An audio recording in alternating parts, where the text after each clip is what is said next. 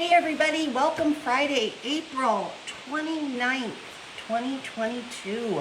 Hope you guys are all doing great. We are ending another week, coming into the weekend, and hopefully you have something planned or some relaxation, or if you still are working on the weekends, just something you can do for yourself along the way.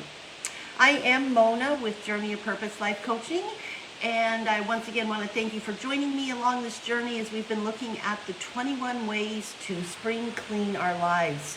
Next week, we have 3 more tidbits of information, and that will be the end of that, I'll say, season of learning or introduction that I've given you guys. And I am looking for other recommendations or questions or ideas that maybe you would like to hear about or learn about or hear me speak on during these live Facebook sessions. So please feel free to add them in the box, or if you want to email me, personal message me, however you'd like to get that across, that would be great.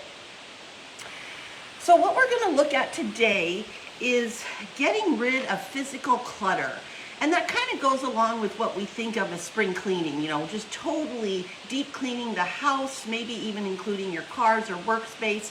But there's something about physical clutter to consider at the same time, because yes, you can clean everything and give it a really good cleaning, all that, but is it physical clutter that's just taking up space? Is it collecting dust? Does it have a purpose? Do you really use it?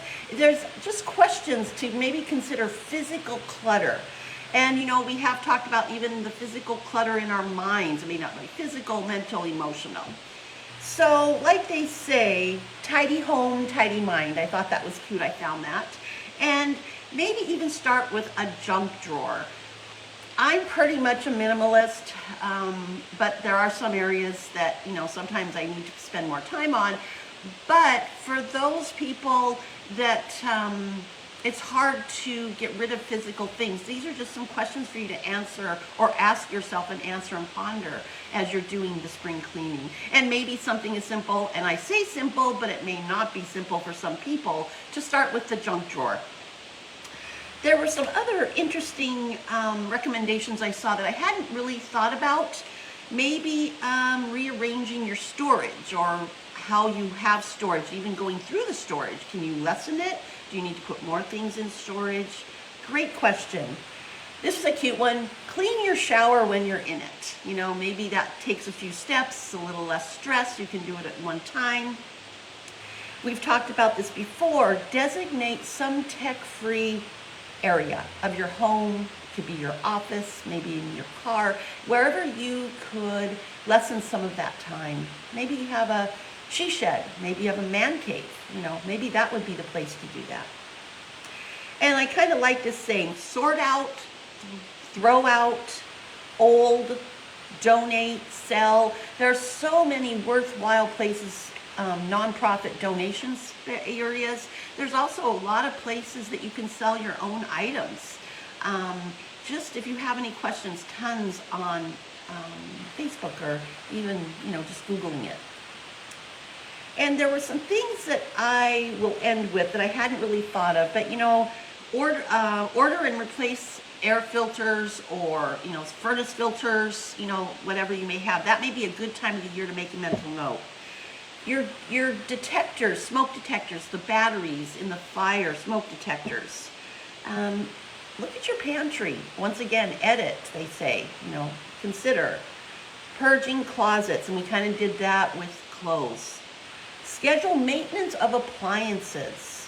That's something that needs to be done. And then the last one I thought was consider a home inspection.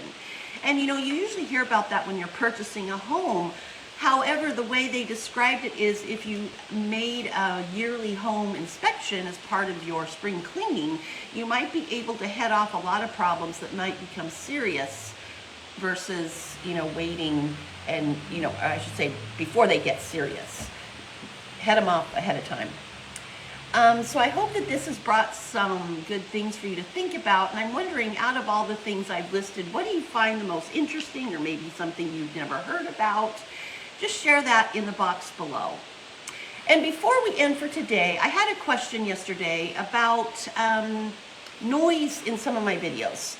And I just kind of wanted to address that today. I appreciate questions and things like that.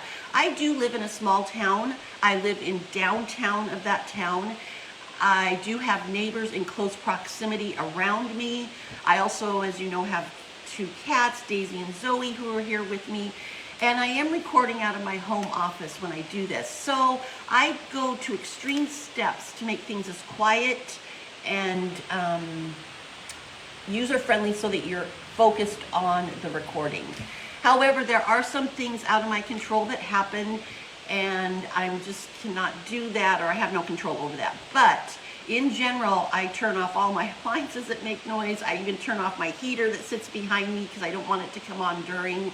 I put do not disturb on my phone. All these things I've done to make it as appealing and not to be any interruptions during my live Facebooks.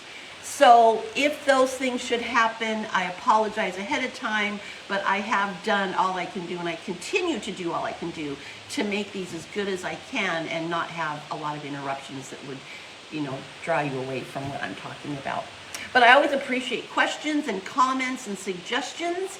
Just wanted to let everybody know that I'm doing what I can with that.